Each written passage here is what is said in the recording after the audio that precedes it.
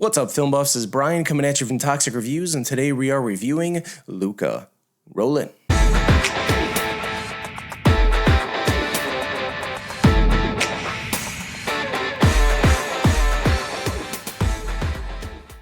Set in a beautiful seaside town on the Italian Riviera, Luca is a coming-of-age story about one young boy experiencing an unforgettable summer filled with gelato, pasta, and endless scooter rides. Luca shares these adventures with his newfound best friend, but all the fun is threatened by a deeply held secret. He is a sea monster from another world just below the water's surface. At this point, Pixar are veterans to this genre.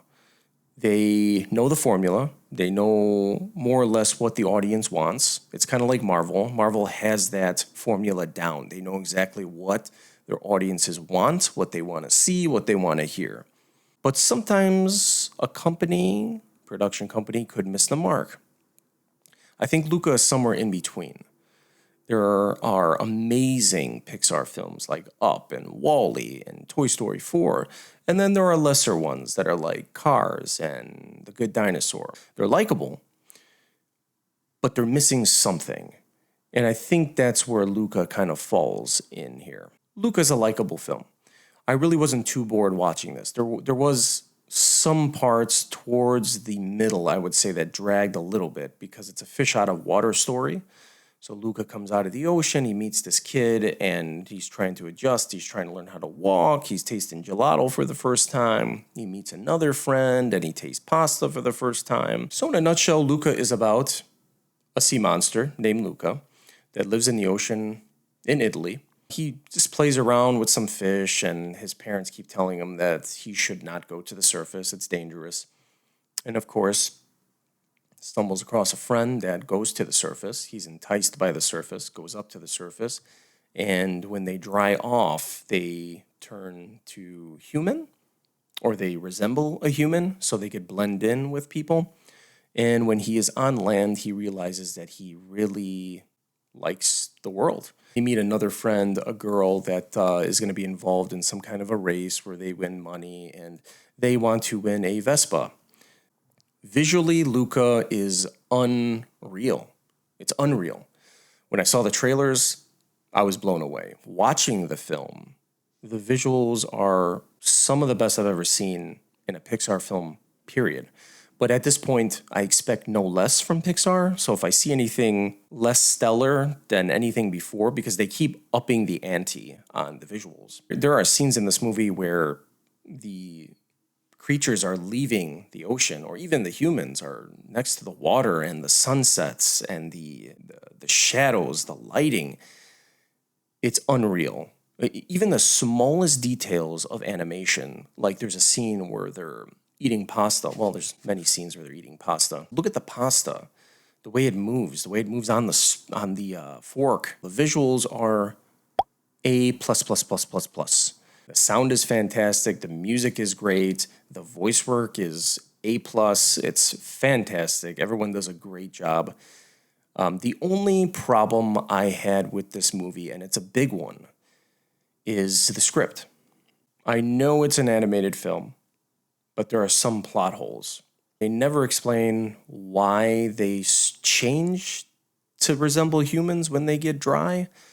Really rush through the beginning, which was shocking to me for Pixar, because they have films like Up where they, the first 10, 15 minutes of Up, you want to hang yourself because it's so depressing, but beautiful. I'm joking. Didn't want to hang myself during that movie. JK. You had a film like Up where the first 10, 15 minutes, it sets up a beautiful story about a couple.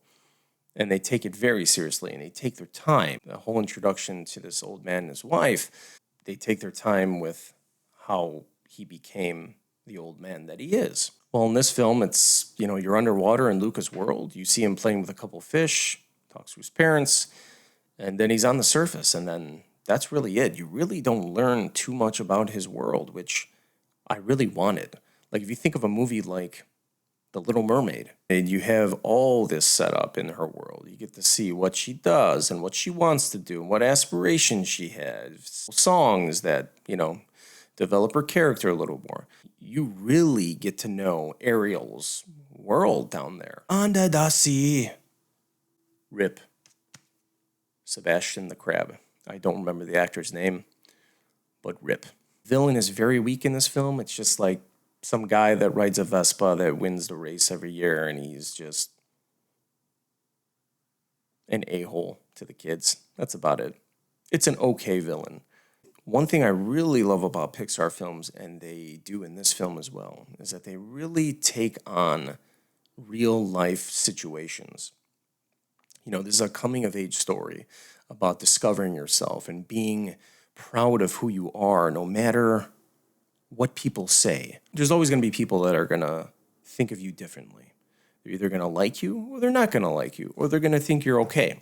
And it's about being confident with who you are and happy with who you are. And that's great. Girl character in this film, which is great, her father has one arm. He's an amputee. And it's like, what studio does that? It was so refreshing to see. Not a guy with no arm, but just real life situations. They deal with that. They deal with a character that was abandoned by his father. Friendship, separating as friends, coming together as family and friends. Pixar really takes on real life situations that really connect with both adults and kids. And that's why these films do well. They're beautifully animated and usually really well written. So if you have Disney Plus and you have some free time, you want to sit down with the family and you want to watch a feel-good movie, Luca's a good option. So sit down, enjoy some great visuals and a standard story. I'm going to give Luca a rating of...